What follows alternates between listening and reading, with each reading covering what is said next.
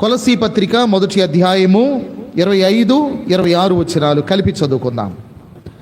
దేవుని వాక్యమును అనగా యుగములలోను తరములలోను మరుగు చేయబడి ఉన్న మర్మమును సంపూర్ణముగా ప్రకటించుటకు మీ నిమిత్తము నాకు అప్పగింపబడిన దేవుని ఏర్పాటు ప్రకారము నేను ఆ సంఘమునకు పరిచారకుడనైతిని. చాలు. మనం కొలసీ పత్రిక మొదటి అధ్యాయము 24వ వచనాన్ని గత వారం కొన్ని భాగాలుగా మనం ధ్యానం చేస్తూ వచ్చాం. అది మనం పోయిన వారం ధ్యానం చేశాము, వాటిని మర్చిపోవద్దు. 25, 26 వచనాలు కలిసి ఉన్నాయి. వీటిని కూడా మనం కొన్ని భాగాలుగా మనం ధ్యానం చేద్దాము. ఈ మాటల్ని జాగ్రత్తగా గుర్తుపెట్టుకోండి, మీ బైబిల్ దగ్గర పెట్టుకొని మన వాక్యాన్ని ఎలాగ విభజించి ధ్యానించాలో నేను కొంత మీకు జ్ఞాపకం చేస్తాను, అది మీరు గమనించండి. ఈ 25, 26 వచనాలు కలిసి ఉన్నాయి. ఇది మనం చదివితే అర్థమైనట్టే ఉంటుంది, కానీ అర్థం కాకుండా ఉంటుంది. కనుక ఒక ప్రక్క అర్థమైనట్టు, మరి ఒక ప్రక్క అర్థం కానట్టు, రెండు విధాలుగా ఉంటుంది. అయితే బాగా అర్థం కావడానికి వాక్యాన్ని ఎలా విభజించాలో అది తెలిస్తే మనకి ఆ వాక్యం బాగా అర్థమవుతుంది. ఇప్పుడు ఈ వాక్యాన్ని నేను మరలా చదువుతాను, గమనించండి. దేవుని వాక్యమును అనగా యుగములలోను తరములలోను మరుగు చేయబడి ఉన్న మర్మమును సంపూర్ణముగా ప్రకటించుటకు మీ నిమిత్తము నాకు అప్పగింపబడిన దేవుని ఏర్పాటు ప్రకారము నేను ఆ సంఘమునకు పరిచారకుడనైతిని అని అన్నాడు. ఇక్కడ దేవుని వాక్యమును అని చెప్పిన తర్వాత మనం దీన్ని అర్థం చేసుకోవడానికి మనం ఎలాగ దీన్ని ధ్యానించాలి అని అంటే, మధ్యలో మీ నిమిత్తము నాకు అప్పగింపబడిన అనే పదం ఉందో చూసారా?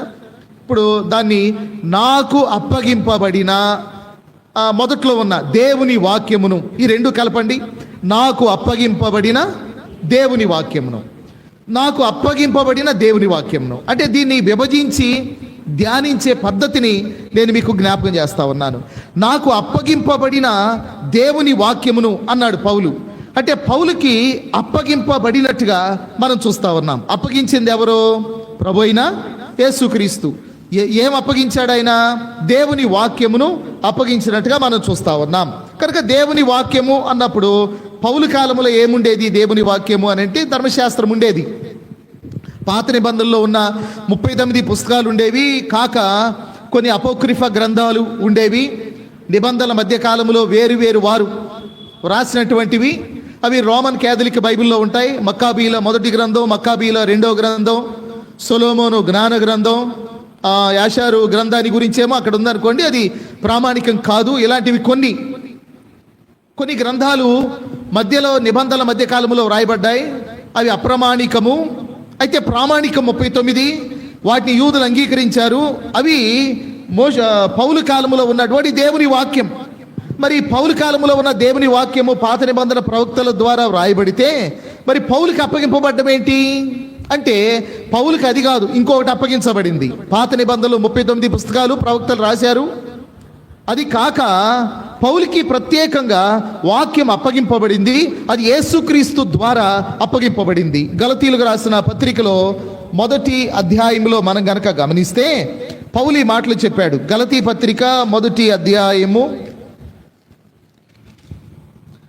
11, 12 వచనాల్లో, మనుష్యుని వలన దానిని నేను పొందలేదు, నాకెవడునో దాన్ని బోధింపలేదు, గాని యేసుక్రీస్తు బయలుపరుచుట వలననే నాకు అది లభించినదంటే చాలా ప్రత్యేకంగా పౌలుకి అందించబడిన వాక్యం అది. అది అంతకుముందు ఉన్నది కాదు, ఎవరి ద్వారా చెప్పబడింది కాదు, యేసుక్రీస్తు ద్వారా బోధించబడింది. కనుక యేసుక్రీస్తు బయలుపరుచుట వలననే అది నాకు లభించినది అని అన్నాడు. కనుక ఎలా లభించింది, ఎక్కడ లభించింది అనే దాన్ని మనం ఆలోచన చేసినప్పుడు, మనం అపోస్తలుల కార్యాలు బుధవారం రోజు అధ్యయనం చేస్తా ఉన్నా. అంతకుముందు 9వ అధ్యాయం మనం ధ్యానం చేసినప్పుడు ఒక విషయాన్ని జ్ఞాపకం చేసుకున్నాం. అపోస్తలుల కార్యములు 9వ అధ్యాయంలో మరి పౌలు మొదటి వచనం నుండి దమస్కునకు బయలుదేరడం, 9వ వచనం వరకు ఆయన దమస్కు మార్గములో ప్రకాశమానమైన వెలుగు చూసి కింద పడిపోవడం, చూపు పోవడం, ఆ తర్వాత 10వ వచనం నుండి దమస్కునకు వెళ్ళడం, దమస్కులో 3 దినాలు చూపు లేకుండా ఉండడం, తర్వాత అననీయ అనే వ్యక్తి శిష్యుడు రావడం, సౌలుతో మాట్లాడడం, ఆయనకి బాప్తిస్మం ఇవ్వడం, ఇవన్నీ జరిగినాయి. దమస్కులోనే ఉన్నాడు ఈ పౌలు. ఈ దమస్కులో ఉన్నప్పుడు ఆయన దమస్కులో అక్కడుండి ఆయన యేసే క్రీస్తు అని రుజువు పరుస్తూ ఉన్నట్టుగా 22వ వచనంలో ఉంది. అయితే సౌలు మరి ఎక్కువగా బలపడి ఈయనే క్రీస్తు అని రుజువు పరచుచు దమస్కులో కాపురమున్న యూదులను కలవరపరిచాను అన్నాడు. తర్వాత 23లో అనేక దినములు గతించిన పిమ్మట యూదులు అతన్ని చంపను ఆలోచింపగా అన్నాడు. అనేక దినములు అన్నప్పుడు అది దాదాపు 3 సంవత్సరములై ఉండొచ్చు అని అన్నారు బైబిల్ పండితులు దాదాపుగా. మరి దానికి మనం ఎక్కడ దీన్ని చూడగలం ఆధారం అని అంటే, మనం 22వ వచనానికి 23వ వచనానికి మధ్య ఆయన అరేబియా వెళ్ళినట్టుగా మనం అర్థం చేసుకుంటాం. అది గలతీ పత్రికలో ఉంది. మొదటి అధ్యాయంలో గలతీ పత్రికలో మనం చూస్తాం. గలతీ పత్రిక మొదటి అధ్యాయము 17వ వచనములో, నాకంటే ముందుగా అపోస్తులైన వారి యొద్దకు యెరూషలేమునకైనను వెళ్ళలేదు. అంటే దమస్కులో రక్షింపబడిన తర్వాత ఇంకా యెరూషలేముకు వెళ్ళలేదు. కానీ వెంటనే ఆ దమస్కు నుండి అరేబియా దేశంలోనికి వెళ్ళి తిని పిమ్మట దమస్కు పట్టణానికి మరలా తిరిగి వచ్చేసాను. 18 అటుపైని 3 సంవత్సరములు అయిన తర్వాత యెరూషలేముకి వెళ్ళిపోయి కేఫాను పరిచయం చేసుకోవడానికి వెళ్ళాడు. అది మనం వేరే విధంగా అర్థం చేసుకొని ఉంటే గనక ఇంతకు ముందు దీన్ని ఇమిడ్చుకోవటం కొంచెం కష్టంగానే ఉంటుంది. అంటే పౌలు రక్షింపబడ్డాక దమస్కు నుండి యెరూషలేముకి వెళ్ళిపోయి వాళ్ళు కనపడ్డాడు కదా, బర్నబా పరిచయం చేశాడు కదా అని ఇలాగ మనం సింపుల్గా అర్థం చేసుకోవచ్చు. కానీ చాలా కాలం గడిచింది. ఆయన దమస్కు నుండి అరేబియాకి వెళ్ళాడు, అరేబియా నుండి మరలా దమస్కు వెళ్ళాడు. ఆ దమస్కు వెళ్ళిన తర్వాత మరలా అక్కడి నుండి యెరూషలేముకి వెళ్ళి అప్పుడు పేతురుకి కనబడడానికి వెళ్ళాడు. కానీ వాళ్ళు అంగీకరించలేదు. బర్నబా పౌలుని తీసుకెళ్ళి వాళ్ళకి పరిచయం చేశాడు. అది జరిగింది. అయితే ఇప్పుడు మనం అపోస్తుల కార్యాల్లో మరి దమస్కు నుండి ఆయన అరేబియా దేశానికి వెళ్ళాడు అని చూసాం కదా. ఈ అరేబియా దేశం ఎక్కడుంది? మనం కనుక ఒకసారి మనం మ్యాప్లు చూస్తూ ఉంటే పౌలు ప్రయాణం చేసిన ప్రదేశాల గురించి చివరి మ్యాప్లో ఉంటుంది. మన బైబిల్లో చివరిలో ఒక 4 మ్యాప్లు ఉన్నాయి. ఈ 4వ దానిలో అపోస్తులుడైన పౌలు ప్రయాణం చేసిన ప్రదేశములు అని చివరిలో ఉంది. అపోస్తులుడైన పౌలు ప్రయాణం చేసిన ప్రదేశములని దానిలో చూస్తే మన కుడి ప్రక్కన, సాంతం కుడి ప్రక్కన క్రిందకు వచ్చేసరికి అరేబియా ఉంది. చూసారా? అరేబియా సాంతం క్రింద, దానిపైన యెరూషలేము, దానిపైన దమస్కు. ఈ దమస్కు నుండి ఆయన అరేబియాకు వెళ్ళాడు. ఇప్పుడు ఈ మ్యాప్లో చూస్తే 3 ప్రాంతాలే కదా, దమస్కునకు అరేబియాకు మధ్యలో ఎన్ని ఉన్నాయి? ఒకటే ఉంది, యెరూషలేము కదా. చాలా సింపుల్గా ఈ ప్రక్క మనం చూసినప్పుడు అదే ఈ మ్యాప్లో మొదటి మ్యాప్ చూడండి. 4 ఉన్నాయి కదా మ్యాప్లు. అందులో మొదటిది అబ్రహాము ప్రయాణం చేసిన దేశాలు. పాపం కొంతమంది బైబిల్లోకి మ్యాపులు లేవు. నేనేమో తెలుగు బైబిల్ గురించి చెప్తున్నాను, వాళ్ళు ఎక్కడున్నాయని చూసుకుంటున్నారు. అబ్రహాము ప్రయాణం చేసిన ప్రదేశాలు అందులో మీకు ఎక్కడ కనబడుతుంది అంటే ఎడం ప్రక్క ఇప్పుడు మహాసముద్రం, దానికి కుడి ప్రక్క అరాము ముందు చూసారా? మహాసముద్రం అరాము, దానికి మధ్యలో కొంచెం కిందకు వస్తే అక్కడ కనపడుతుంది. ఏమని ఉంది అక్కడ? దమస్కు, తర్వాత హెర్మోను కొండ, కిన్నెరెతు సముద్రము, రామోత్ గిలాదు, యెరూషలేము, మోయాబు, ఎదోము, కాదేశు బర్నేయ, ఏలతు, దాని తర్వాత కుడి ప్రక్కన అరేబియా. చూసారా? ఈ దమస్కు నుండి ఈ అరేబియాకు రావడానికి ఆయనకి దాదాపు 240 కిలోమీటర్ల ప్రయాణం. అది పౌలు దమస్కు నుండి ఈ అరేబియాకు ప్రయాణం చేసి వచ్చాడు. ఈ మధ్యలో ఆగాడు అని కూడా అన్నారు కొంతమంది. ఎందుకంటే 3 సంవత్సరాలు పట్టింది కాబట్టి దమస్కు నుండి ఆయన యెరూషలేముకి, తర్వాత వాళ్ళు కనబడడానికి అపోస్తులకి వెళ్ళడానికి 3 ఏండ్లు పట్టింది కాబట్టి ఈ 3 ఏండ్ల కాలంలో ఆయన దమస్కులో కొంతకాలం, అరేబియాకు వెళ్ళే మార్గంలో కొంతకాలం, అరేబియాలో కొంతకాలం, అరేబియా నుండి మరలా తిరిగి వెళ్ళేటప్పుడు సాక్ష్యం ఇస్తూ, వాక్యం చెప్తూ, మరలా దమస్కునకు వెళ్ళడం కొంతకాలం, ఆ దమస్కు నుండి మరలా యెరూషలేముకు రావడానికి మరలా కొంతకాలం పట్టింది. ఈ విధంగా 3 ఏండ్లు పట్టింది దమస్కు నుండి రక్షింపబడ్డాక ఆయన యెరూషలేముకు వెళ్ళడానికని బైబిల్ పండితులు అన్నారు అలాగా. అయితే పౌలు ఇప్పుడు మనం ఎందుకు ఈ మ్యాపులు చూస్తూ ఇవి జ్ఞాపకం చేసుకుంటున్నామనంటే, యేసుక్రీస్తు ద్వారా పౌలుకు అప్పగింపబడిన బోధ ప్రత్యేకంగా అది ఎక్కడ, ఎప్పుడు, ఏ విధంగా అని కనుక మనం చూస్తే, గలతీ పత్రికలో ఇందాక మనం 11-12 వచనాల్లోనేమో ఏ మనుష్యుని ద్వారా అది నాకు ఇవ్వబడలేదు, యేసుక్రీస్తు నాకు బయలుపరచుట వలననే అది నాకు లభించింది అని గలతీ పత్రికలో చెప్పాడు. అదే గలతీ పత్రికలో ఆయన మరి దమస్కునకు వెళ్ళాను అని అన్నాడు. ఈ దమస్కు నుండి అరేబియా దేశానికి వెళ్ళాను అని అన్నాడు. ఈ అరేబియా దేశములోనే ఆయన యేసు ప్రభు యొక్క బోధను విని మరలా తిరిగి దమస్కునకు వచ్చాడు అని బైబిల్ పండితులు చెప్పారు. అయితే కొన్ని గ్రంథాలు, చారిత్రక గ్రంథాలు, తర్వాత ఇతర రచనలు, క్రొత్త నిబంధన కాలంలో ఉన్న ఇతర రచనలు వాటిని క్రోడీకరించి ఏం చెప్పారు అంటే, అరేబియా దేశంలో సీనాయి కొండ ఉంది. అదే కదా మనం మొదటి మ్యాప్లో చూస్తాము. మొదటి మ్యాప్లో మనం 4 మ్యాప్లో ఉంటే అందులో మొదటి మ్యాప్లో మనకు కనబడుతుంది ఈ అరేబియా. అరబీ అని అన్నాడు ఇక్కడ, అరబీ, దాన్నే అరేబియా అని అన్నారు. దానికి ఎడం ప్రక్క సీనాయి కొండ, దాని క్రింద ఎర్ర సముద్రం. ఎర్ర సముద్రాన్ని దాటి కొంచెం ముందుకు వచ్చాక సీనాయి పర్వతం దగ్గరకు వచ్చారు ఇశ్రాయేలీలు. దాన్ని దేవుని పర్వతం అన్నారు, హోరేబు అన్నారు దాన్ని. కనుక అక్కడే దేవుడు మోషేకి ప్రత్యక్షమైంది మండుచున్న పొద. తర్వాత మరలా వాళ్ళు ఇశ్రాయేలు తిరిగి వెళ్ళిన తర్వాత అదే సీనాయి పర్వతం మీద దేవుడు మోషేకి ధర్మశాస్త్రాన్ని ఇచ్చాడు. కనుక ఇప్పుడు సీనాయి పర్వతం మీద 2 ఆనవాళ్ళు ఉన్నాయి. ఒకటి దేవుడు అగ్నితో దిగి వచ్చిన ఆనవాలు. అగ్నితో దిగి రావడం వలన ఆ కొండ పైన అంతా కూడా నలుపుగా అయిపోయింది. అక్కడేం అగ్ని పర్వతాలు లేవు. కానీ ఇప్పటికీ ఆ ప్రదేశం, ఆ దేవుడు దిగి వచ్చాడని చెప్పబడుతున్న స్థలం అది నల్లగా మరి కాలిపోయినట్టుగా, అగ్ని ఉన్నట్టుగా ఉన్న ఒక ఆనవాలు ఇప్పటికీ ఉంది. రెండవది, దాని ప్రక్కనే ఒక గుహ ఉంది. ఆ గుహలో మోషే 40 పగళ్ళు రాత్రులు అక్కడే దేవునితో గడిపాడు అని, ఉపవాస ప్రార్థనలో ఉన్నాడని చెప్పబడుతుంది. ఆ గుహ ఇప్పటికీ ఉంది. బైబిల్ పండితులు ఏం చెప్పారంటే, ఈ పౌలు దేవుని యొక్క ప్రత్యక్షత కొరకై ఆయన సీనాయి పర్వతం దగ్గరికి వెళ్ళిపోయి, ఆ సీనాయి పర్వతం మీద ఎక్కడైతే మోషే గుహలో ఉండి ధర్మశాస్త్రాన్ని పొందాడో ఆ గుహలోనే పౌలుండి క్రొత్త నిబంధనకు సంబంధించిన విషయాలు యేసు ప్రభు ద్వారా నేర్చుకున్నాడని చెప్పారు. అందుకనే పౌలుని ఏమన్నారంటే నూతన నిబంధన మోషే అని అన్నారు, క్రొత్త నిబంధన మోషే అన్నారు పౌల్ని.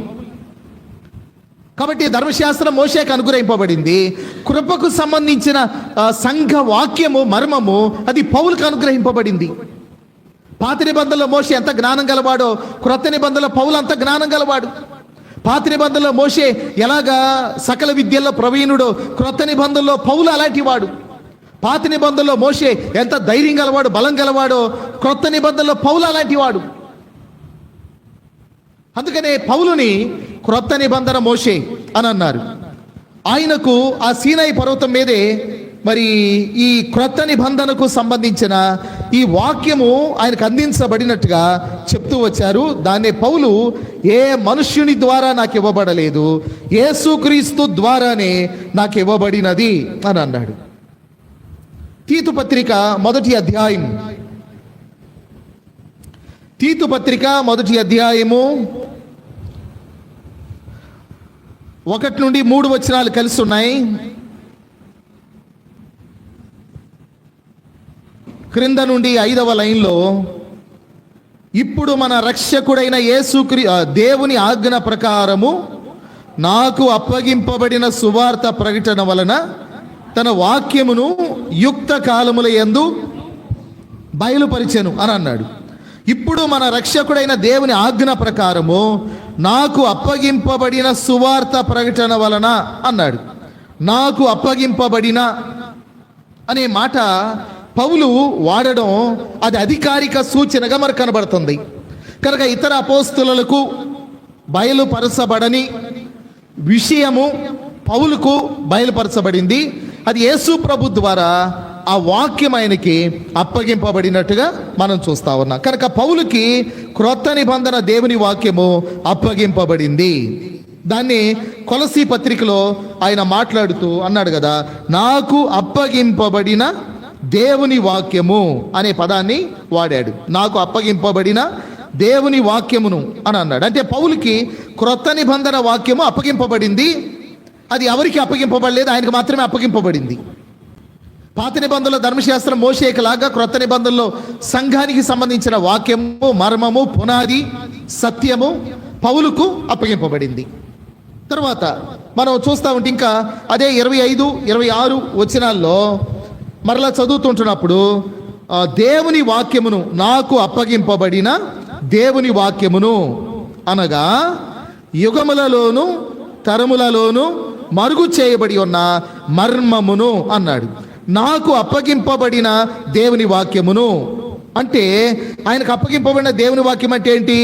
యుగములలోను తరములలోను మరుగు చేయబడి ఉన్న మర్మము అని అన్నాడు. యుగములలో తరములలో మరుగు చేయబడిన మర్మం, దాన్ని సంఘమర్మము అని అన్నారు. ఈ సంఘమర్మం పౌలుకు తప్ప మిగతా అపోస్తలులకు తెలియదు, పౌలు చెప్పే వరకు. కనుక నేను ఒకసారి మీకు చెప్పాను, కొండ మీద, ఒలీవల కొండ మీద ఉన్నప్పుడు యేసు ప్రభువారి దగ్గరికి శిష్యులు వెళ్ళి ఆయన ఏకాంతముగా ఉండగా, ప్రభువా నీ రాకడకు యుగ సమాప్తికి సూచనలేవి అని అడిగినప్పుడు ఆయన రాకడ అంటే దేని గురించి అడిగారో తెలుసా? వాళ్ళు మధ్యాకాశానికి రావడానికి గురించి కాదు, వాళ్ళకి అసలు తెలియదు. మనం మధ్యాకాశానికి వెళ్తాం, రెప్పపాటు కాలములో మహిమ దేహాన్ని ధరించి ప్రభుని ఎదుర్కొంటాం, 7 ఏండ్ల విందు, భూమి మీద 7 ఏండ్ల శ్రమలు, ఇవి తెలియ వారికి. ఒకవేళ 7 ఏండ్ల శ్రమలు అనేవి ఒకవేళ కొంతవరకు ఏమన్నా అర్థమై ఉండొచ్చేమో దానియేలు గ్రంథం నుండి, అది కూడా నాకు తెలియదు. కానీ సంఘం ఎత్తబడ్డానికి గురించి తెలియదు వాళ్ళకి. వాళ్ళకి తెలిసింది ఒకటే, భూమి మీద 1000 ఏండ్ల పాలన, దాని వరకే తెలుసు వారికి.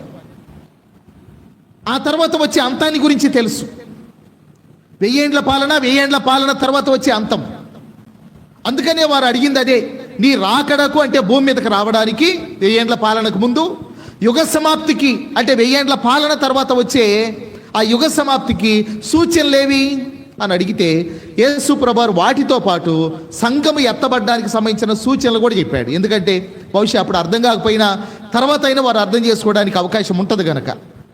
కానీ వారికి తెలిసింది ఒకటే, అదేంటంటే యేసు ప్రభు 1000 ఏండ్ల పాలనకు ముందు భూమి మీదకి రావడం, 1000 ఏండ్ల పాలన తర్వాత అంతము రావడం, ఇంతవరకే తెలుసు వారికి. కానీ పౌలుకి దేవుడు ఆయన బయలుపరిచిన సంఘ మర్మం ఉంది. ఈ సంఘ మర్మములో 3 ముఖ్యమైన విషయాలు ఉన్నాయి. అందులో ఈ సంఘ మర్మము ఇది అనాది కాలము నుండి మరుగు చేయబడినది అని పౌలు అన్నాడు కదా, తరములలోను యుగములలోను మరుగు చేయబడింది అని అన్నాడు. రోమిలికి రాసిన పత్రిక 16వ అధ్యాయములో పౌలు ఇలా రాశాడు. రోమపత్రిక 16వ అధ్యాయము 25 నుండి 27 కలిసి ఉన్నాయి. సమస్తమైన అన్యజనులు విశ్వాసమునకు విధేయులగునట్లు అనాది నుండి రహస్యముగా ఉంచబడి, గమనించండి, అనాది నుండి రహస్యముగా ఉంచబడి అంటే జగత్తు పునాది వేయబడక మునిపే సంఘమర్మం ఉంది. సంఘము క్రీస్తు కొరకు ప్రత్యేకించబడ్డం, సంఘం కొరకు యేసు ప్రభు శ్రమలు పడ్డానికి భూమి మీదకి రావడం, ఇదంతా కూడా అనాది కాలముననే ఆయనకు తెలియకుండా జరిగింది కాదు. ఇది కనుక అన్ఎక్స్పెక్టెడ్గా జరిగింది కూడా కాదు. ఆయన భవిష్యత్తును ఎరిగిన వాడు కనుక జగత్తు పునాది వేయబడక ముందే ఇవన్నీ కూడా ఆయన ముందుగానే ఎరిగి ఉన్నాడు. సంఘం కొరకు ఒక ప్రణాళిక కూడా కలిగి ఉన్నాడు.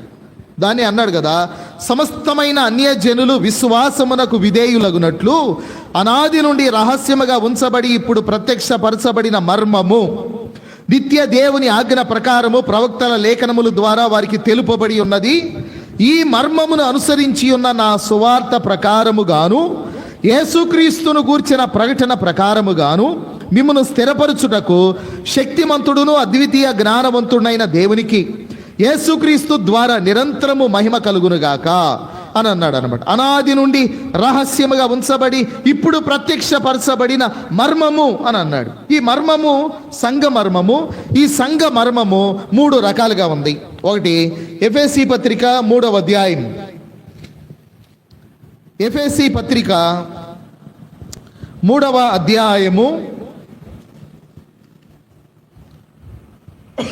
2వ వచనం నుండి, మీ కొరకు నాకు అనుగ్రహింపబడిన దేవుని కృప విషయమైన ఏర్పాటును గూర్చి మీరు విని ఉన్నారు. ఎట్లనగా క్రీస్తు మర్మము దేవదర్శనము వలన నాకు తెలియపరచబడినదను సంగతిని గూర్చి మునుపు సంక్షేపముగా వ్రాసి తిని.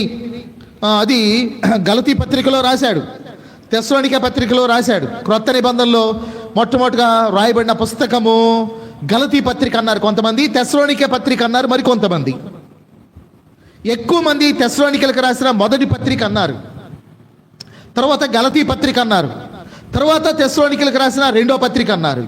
అంటే క్రొత్త నిబంధనలో మొట్టమొదటిగా పుస్తకాలు రాసిన వ్యక్తి ఎవరంటే పౌలే.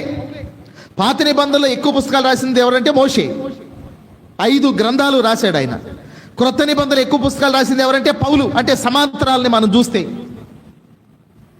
మనం గనక ఈ సిమిలారిటీస్ని గనక గమనిస్తే పౌలుకి మోషేకి చాలా దగ్గర పోలికలు ఉంటాయి. అందులో ఆయన మరి క్రొత్త నిబంధనలో మొట్టమొదటిగా రాశాడు, దాని గురించి అంటాడు కదా, క్రీస్తు మర్మము దేవదర్శనము వలన నాకు తెలియపరచబడినదను సంగతిని గురించి మునుపు సంక్షేపముగా వ్రాసి తిని. అంటే గలతీ పత్రికలో రాసింది ఇందాక మనం చదివాము. తర్వాత 4వ వచనం, మీరు దానిని చదివిన ఎడల, అంటే మీరు ఈ ఎఫెసీ పత్రిక మీకు అందకముందే గలతీ పత్రిక గనక చదివిన ఎడల అన్నట్టుగా అది ఉద్దేశం. మీరు దానిని చదివిన ఎడల దానిని బట్టి ఆ క్రీస్తు మర్మమును గూర్చి నాకు కలిగిన జ్ఞానము గ్రహించుకొనగలరు. ఈ మర్మం ఇప్పుడు ఆత్మ మూలముగా దేవుని పరిశుద్ధులకు అపోస్తలులకును ప్రవక్తలకును బయలుపరచబడి ఉన్నట్టుగా పూర్వకాలముల యందు మనుషులకు తెలియపరచబడలేదు అని అన్నాడు. పూర్వకాలంలో తెలియలేదు, పౌలు ద్వారా తెలియబడింది. పౌలు ద్వారా తెలియబడింది, మిగతా వాళ్ళు కూడా అర్థం చేసుకోగలిగారు. తర్వాత 6వ వచనం, ఈ మర్మం ఏదనగా అన్యజనులు సువార్త వలన క్రీస్తు యేసునందు యూదులతో పాటు సమాన వారసులను, ఒక శరీరమందలి సాటి అవయవములను వాగ్దానములో పాలివారనై ఉన్నారు అనేది ఈ మర్మము. దీన్ని సంఘమర్మం అన్నారు. ఇది 3 రకాలుగా ఉంది. మొట్టమొదటిది, ఈ మర్మం ఏంటి అంటే అన్యజనులు యూదులతో పాటు సమాన వారసులు. యూదులు అలా అనుకునేవారు కారు, మేము వేరు అనుకునేవారు కదా. ధర్మశాస్త్రం మాది, ప్రవక్తలు మావారు, మేము ప్రత్యేకం, మేము దేవుని జనాంగం. ఇప్పటికీ కూడా యూదులు వాళ్ళు అంతే అనుకుంటారు, మేము వేరు అని. కానీ అన్యజనులు యూదులతో పాటు సమాన వారసులు. ఇది మర్మం. ఈ మర్మము బయలుపరచబడింది అని అన్నాడు. దాన్ని బయలుపరిచింది పౌలు ద్వారా యేసుక్రీస్తు వారు. కాబట్టి అన్యజనులు యూదులతో పాటు సమాన వారసులు. యూదులకి ఏమేమి వాగ్దానాలు ఉన్నాయో అవన్నీ కూడా ఆత్మ సంబంధంగా అన్యజనులకు కూడా. అందుకని గలతీ పత్రికలు ఏమన్నాడంటే దేవుని ఇశ్రాయేలునకు అనే పదాన్ని వాడాడు. అంటే ఇశ్రాయేలీలు శరీర సంబంధంగా ఉన్న ఇశ్రాయేలీలు వేరు, ఆత్మ సంబంధులైన ఇశ్రాయేలు వేరు. నేను చదువుతాను చూడండి. గలతీ పత్రిక 6వ అధ్యాయము 15-16 వచనాలు. క్రొత్త సృష్టి పొందుటయే గాని సున్నతి పొందుట యందు ఏమీ లేదు, పొందకపోవుట యందు ఏమీ లేదు. ఈ పద్ధతి చొప్పున నడుచుకొని వారికి అందరికీ అనగా దేవుని ఇశ్రాయేలునకు సమాధానం కలుగునుగాక అన్నాడు. వారేమో శరీర సంబంధులైన ఇశ్రాయేలీలు, మనం ఆత్మ సంబంధమైన ఇశ్రాయేలీలం. దేవుని ఇశ్రాయేలునకు అనే పదాన్ని వాడాడు పౌలు. కాబట్టి మనం ఈ పోలికలు గమనించాలి. ఇదే గలతీ పత్రికలో ఇశ్రాయేలీలను గురించి, తర్వాత మరి అన్యజనుల నుండి రక్షింపబడి క్రొత్త నిబంధన సంఘంలోనికి వచ్చిన వారి గురించి కూడా చెప్తూ అలంకారికంగా ఇలా చెప్పాడు. 4వ అధ్యాయంలో 4వ అధ్యాయము 23వ వచనములో, అయినను దాసి వలన పుట్టినవాడు శరీర ప్రకారం పుట్టెను, స్వతంత్రురాలి వలన పుట్టినవాడు వాగ్దానమును బట్టి పుట్టాను. ఈ సంగతులు అలంకార రూపకముగా చెప్పబడి ఉన్నవి. ఈ స్త్రీలు 2 నిబంధనలై ఉన్నారు. అంటే ఒకటే పాత నిబంధన, 2 క్రొత్త నిబంధన అన్నట్టుగా చెప్పాడు. పాత నిబంధన ఏమో హాగర్తో పోల్చాడు, క్రొత్త నిబంధన ఏమో శారాతో పోల్చాడు. ఆ పోలికలు కూడా మనం చూస్తాం. పాత నిబంధన అనబడిన హాగరు సంతానాన్ని ఇశ్రాయేలీలతో పోల్చాడు. వారు శరీర సంబంధులని. ఇష్మాయేలు ఇస్సాకుని ఎలాగ బాధ పెట్టాడో వారు కూడా ఇశ్రాయేలీలు క్రొత్త నిబంధన సంఘం అనబడిన నూతన నిబంధన ఇస్సాకుని అలాగ పాత నిబంధన ఇష్మాయేలు అయిన ఇశ్రాయేలీలు బాధ పెట్టారు అని దాన్ని అలంకారికంగా చెప్పాడు. మరలా నేను మీకు చెప్తున్నాను, హాగరునేమో పాత నిబంధనతో పోల్చాడు, శారానేమో క్రొత్త నిబంధనతో పోల్చాడు. హాగరుకు పుట్టిన ఇష్మాయేల్నేమో ఇశ్రాయేలు జనాంగంతో పోల్చాడు. మరి శారా సంతానంగా ఉన్న క్రొత్త నిబంధన దేవుని పిల్లలనేమో ఇస్సాకుతో పోల్చాడు. ఇష్మాయేలు ఇస్సాకును బాధ పెట్టినట్టే ఇశ్రాయేలీలు క్రైస్తవుల్ని బాధ పెట్టారు. అపోస్తుల కార్యాలు మనం చూస్తే యూదులు వెళ్ళి కదా వాళ్ళని క్రైస్తవుల్ని బాధ పెట్టడం అనే దాన్ని మనం చూస్తూ వచ్చాం. ఈ పోలికలు చెప్తూ పౌలు ఇలా అన్నాడు. ఏమన్నాడు అంటే, ఈ సంగతులు అలంకార రూపకముగా చెప్పబడి ఉన్నవి. ఈ స్త్రీలు 2 నిబంధనలై ఉన్నారు. వాటిలో ఒకటి సీనాయి కొండ సంబంధమైనదై దాస్యములో ఉండుటకు పిల్లలను కనును, ఇది హాగరు అన్నాడు. తర్వాత ఈ హాగరు అనున్నది అరేబియాలో ఉన్న, ఇందాక మనం విన్నట్టు అరేబియాలో సీనాయి కొండ ఉంది. అరేబియా దేశంలో ఉన్న సీనాయి కొండయే. ప్రస్తుతమందున్న యెరూషలేము దాని పిల్లలతో కూడా దాస్యమందున్నది గనుక ఆ నిబంధన దానికి ధీటై ఉన్నది. అయితే పైనున్న యెరూషలేము స్వతంత్రముగా ఉన్నది అని అన్నాడు.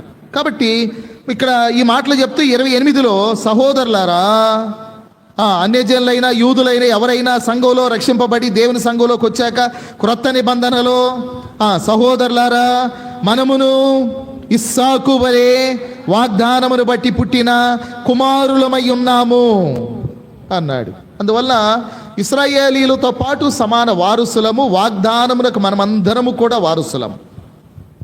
దీన్ని సంఘమర్మం అన్నారు. అందులో మొదటిది అన్యజనులు యూదులతో సమాన వారసులు, అదొకటి. రెండవది కొరింథీ మొదటి పత్రిక 15వ అధ్యాయం. కొరింథీ మొదటి పత్రిక 15వ అధ్యాయము 51వ వచనములో ఇంకొక మర్మాన్ని చెప్పాడు. అంటే సంఘ మర్మములో 3 ఉన్నాయి. అందులో ఒకటి అన్యజనులు యూదులతో పాటు సమాన వారసులు. తర్వాత రెండవది కొరింథీ మొదటి పత్రిక 15:51, ఇదిగో మీకు ఒక మర్మం తెలుపుచున్నాను, మనమందరము నిద్రించము గాని నిమిషంలో ఒక రెప్పపాటున కడబోరం రోగగానే మనమందరము మార్పు పొందుదుము. బోరం రోగును, అప్పుడు మృతులు అక్షయులుగా లేపబడుదురు, మనం మార్పు పొందుదుము అని అన్నాడు. ఇది మిగతా అపోస్తులకు తెలియదు, పౌలుకు మాత్రమే బయలుపరచబడింది. కనుక పౌలు ఈ మర్మాన్ని చెప్తున్నాడు. నేను మీకు ఒక మర్మము తెలుపుచున్నాను. ఇప్పుడు వేరే వారికి కూడా తెలిసింది అనుకోండి, అది ఎట్లా మర్మం అవుతుంది? ఎవ్వరికి తెలియంది చెప్తేనే మర్మం అవుతుంది. వేరే వారికి తెలిసింది చెప్తే మర్మం ఎలా అవుతుంది? ఆల్రెడీ మాకు తెలుసు అనొచ్చు కదా. ఎవ్వరికి తెలియదు కాబట్టే మర్మం అది. ఆ మర్మం ఏంటంటే, మనం రెప్పపాటు కాలములో మహిమ దేహాన్ని ధరించుకొని యేసు ప్రభు మధ్యాకాశానికి వచ్చినప్పుడు ఆయన ఎదుర్కోవడానికి వెళతాం. మనం ఈ మధ్యాకాశానికి సంబంధించిన ఈ విషయము మిగతా వాళ్ళకి తెలియదు. అందుకనే పౌలు నేను మీకు ఒక మర్మము తెలుపుతున్నాను అన్నాడు. కనుక నేడో రేపో ప్రభు రాబోతున్నారు. కడబోరం రోగును, మనం మధ్యాకాశంలో ప్రభుని ఎదుర్కోవడానికి వెళ్ళిపోతాం. ఈ కడబోర గురించి పౌలే రాశాడు. కొరింథీ మొదటి పత్రిక 15వ అధ్యాయంలో రాశాడు. తెస్సలోనిక పత్రికలో బోరం రోగును, మృతులు అక్షయులుగా లేపబడతారు అనే విషయాలు కూడా చెప్తూ వచ్చాడు. ఇది రెండో మర్మం. అంటే మర్మము సంఘ మర్మములో రెండవది. మూడవది తెస్సలోనికలకు రాసిన రెండవ పత్రిక, తెస్సలోనికైలకు రాసిన రెండవ పత్రిక 2వ అధ్యాయము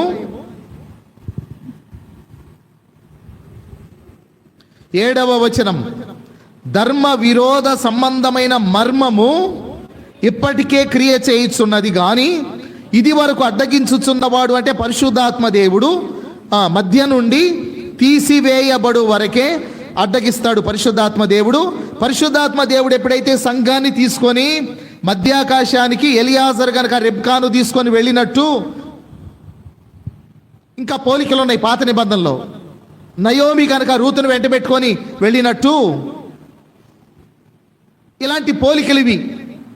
పరిశుద్ధాత్మ దేవుడు సంఘాన్ని వెంట పెట్టుకొని మధ్యాకాశానికి ఎప్పుడైతే వెళ్ళిపోతాడో, అడ్డగించువాడు ఈ అడ్డగించడం మానేసి ఎప్పుడైతే ఆయన వెళ్ళిపోతాడో, అప్పుడు ధర్మ విరోధి భూమి మీదకి వస్తాడు. 8వ వచనం, అప్పుడు ఆ ధర్మ విరోధి బయలుపరచబడును అన్నాడు. కనుక ధర్మ విరోధి భూమి మీదకి రాబోతున్నాడు. ధర్మ విరోధి అంటే అధర్మము చేయవాడు కదా. ఇప్పుడు మనం లోకంలో చూస్తా ఉంటే ధర్మం ఉందా? ఇక్కడ ఒక చోటే కాదు, ప్రపంచ వ్యాప్తముగా అంతా కూడా అధర్మమే, ఎలాంటి సందేహం లేదు. ఎందుకంటే మొదట భ్రష్టత్వం సంభవించాలి, ఆ తర్వాతే నాశన పాత్రుడు బయలుపరచబడతాడు. పరిశుద్ధాత్మ దేవుడు ఉన్నాడు గనుకనే కొంతవరకు న్యాయం అనేది ఉంది భూమి మీద ఇంకా. ఎందుకంటే ఆయన ధర్మ విరోధిని అడ్డగిస్తూ ఉన్నాడు. కనుక ధర్మ విరోధి భూమి మీదకి వస్తే కనుక, వాడు పరిపాలించడం ప్రారంభిస్తే కనుక అది ఎంత ఘోరంగా ఉంటుందో. కనుక ఈ మధ్య ఒక పోస్ట్ ఒకటి పెట్టారు, యాంటీ కన్వర్షన్ బిల్ ఇంకా రాకముందే క్రైస్తవులకు ఇన్ని బాధలు కలుగుతూ ఉంటే, యాంటీ కన్వర్షన్ బిల్లు కనుక మరి అక్కడ పార్లమెంట్లో కనుక పాస్ చేస్తే క్రైస్తవుల పరిస్థితి ఎలా ఉంటుందో అని క్యాప్షన్ పెట్టారు. పరిశుద్ధాత్మ దేవుడు అడ్డగిస్తూ ఉన్నాడు ధర్మ విరోధిని. కానీ ఎప్పుడైతే సంఘం ఎత్తబడుతుందో ధర్మ విరోధి భూమి మీదకి వస్తాడు. అప్పుడుండే 7 ఏళ్ల శ్రమల కాలం మామూలుగా ఉండదు. ఇది అపోస్తులకు తెలియదు, మిగతా వారికి పౌలు ద్వారా బయలుపరచబడింది. ఆ తర్వాత చాలా కాలం గడిచిన తర్వాత యోహాను ప్రకటన గ్రంథం రాయడం జరిగింది. ప్రకటన గ్రంథంలో ఇంకా చాలా క్లియర్గా రాశాడు అనుకోండి. అయితే అంతకుముందు ఎవరికి బయలుపరచబడింది ఇది అని అంటే పౌలుకే. కానీ క్రొత్త నిబంధనలో మొట్టమొదటిగా రాయబడిన పుస్తకంగా పిలువబడిన తెస్సలోనికే పత్రిక, కొంతమంది ఏం గలతీ అన్నారనుకోండి, తెస్సలోనికే పత్రికలో ఆయన ధర్మ విరోధిని గురించి రాశాడు పౌలు. కనుక ఇది మర్మం అన్నాడు. కనుక సంఘ మర్మములో 3 ఉన్నాయి. ఒకటేమో అన్యజనులు యూదులతో పాటు యేసుక్రీస్తు ద్వారా సమాన వారసులు. రెండవది, ఎవరైతే సంఘంలో చేర్చబడ్డారో వారు ప్రభుని అంగీకరించి నమ్మకమైన జీవితాన్ని జీవించిన వారు ప్రభు మధ్యాకాశానికి వచ్చినప్పుడు రెప్పపాటు కాలంలో మహిమ దేహాలు ధరించి ప్రభుని ఎదుర్కోవడానికి వెళతారు. మూడవది, సంఘం ఎప్పుడైతే ఎత్తబడుతుందో, అడ్డగించువాడు మధ్యలో నుండి ఎప్పుడైతే పైకి ఎత్తబడతాడో పరిశుద్ధాత్మ దేవుడు, అప్పుడు ధర్మ విరోధి భూమి మీదకి వస్తాడు. ధర్మ విరోధి పాలన, క్రీస్తు విరోధి పాలన, అది ఎంత భయంకరంగా ఉంటుందంటే దాన్ని మాటల్లో వర్ణించలేము. కనుక భూమి పుట్టినది మొదలుకొని సృష్టి ఆది నుండి ఇప్పటి వరకు అటువంటి శ్రమలు కలగలేదు, ఇక కలగబోవు. సూర్య చంద్ర నక్షత్రములో కలిగే మార్పులు, ప్రకృతి వైపరీత్యాలు, అతివృష్టి అనావృష్టి, సూర్యుని యొక్క వేడిమి చేత మనుషులకి చెడ్డ పుండ్లు రావడం కదా, భూమి బ్రద్దలైపోయే అంతగా భూకంపాలు రావడం, వరదలు తుఫాన్లు రావడం, జనం మీదికి జనం, రాజ్యం మీదికి రాజ్యం, కరువులు, కాటకాలు, తెగుళ్ళు, విపత్తులు. ఒకటేంటి, ధర్మ విరోధి భూమి మీద అడుగుపెట్టినప్పుడు జరిగే విపత్తులు. దీన్నే మర్మము అన్నారు. ఈ మర్మము మరి అనాది నుండి దాచబడి ఉన్నది. దాన్ని యేసుక్రీస్తు వారు పౌలుకి బయలుపరిచినట్టుగా పౌలు చెప్తూ వచ్చాడు. మరలా కొలసీ పత్రిక 1వ అధ్యాయంలోనికి వద్దాం. 25వ వచనములో, నాకు అప్పగింపబడిన దేవుని వాక్యమును అనగా యుగములలోను తరములలోను మరుగు చేయబడి ఉన్న మర్మమును సంపూర్ణముగా ప్రకటించుటకు అని అన్నాడు. అంటే తరములలో యుగములలో మరుగు చేయబడి పౌలుకు బయలుపరచబడిన ఆ మర్మము పౌలు ద్వారా ప్రకటించబడింది. అది కూడా అరకొరగా ప్రకటించబడలా. ఎలా ప్రకటించబడింది? సంపూర్ణంగా అంటే ఏంటి? ఇంకా వేరొకరు చెప్పవలసిన అవసరత లేదు అని అర్థం. సంఘానికి సంబంధించిన బోధ వేరొకరు చెప్పాల్సిన పని లేదు. అపోస్తులు పౌలు ద్వారా, మిగతా అపోస్తుల ద్వారా, మొట్టమొదటిగా పౌలు, ఆ తర్వాత మిగతా అపోస్తుల ద్వారా అప్పగించబడింది. గత వారం మనం అదే చూసాము. యేసుక్రీస్తు ముఖ్యమైన మూలరాయి అయి ఉండగా అపోస్తులు వేసిన పునాది మీద మీరు కట్టబడుచున్నారు. అంతకుముందు వారం చూసాం మనం. వేయబడినది తప్ప మరి ఒక పునాది ఎవడును వేయ నేరడు అన్నాడు. వేయబడింది తప్ప వేరొక పునాది వేయబడదు. ఆ పునాది మీదే మనం కట్టబడుతున్నాం. అంటే ప్రకటించవలసిందేంటో సంపూర్ణంగా ప్రకటించాడు. ఇంకా బైబిల్లో ఏదో కొదువుగా ఉండి దేవుడు ఇంకొక రూపేణ బయలుపరిచి ఇంకొకరి ద్వారా ఇంకొక పుస్తకం ద్వారా మనకి ఏదో బయలుపరుస్తాడు అంటానికి లేదు. బైబిల్కు సాటి లేదు. కొంతమంది భక్తులు ఏం చేస్తూ ఉన్నారంటే కొంచెం అతి చేస్తూ మీరు బైబిల్ ఒకటే కాదు, నేను రాసిన పుస్తకం కూడా చదవండి, కనుక నేను రాసిన పుస్తకం చదివితేనే మీకు బైబిల్ అర్థమైద్ది అని అంటున్నారు.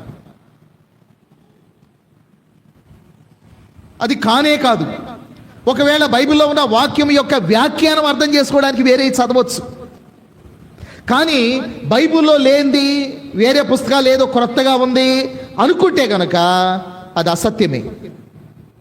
బైబిల్లో మనకు కావాల్సిందంతా ఇచ్చాడు.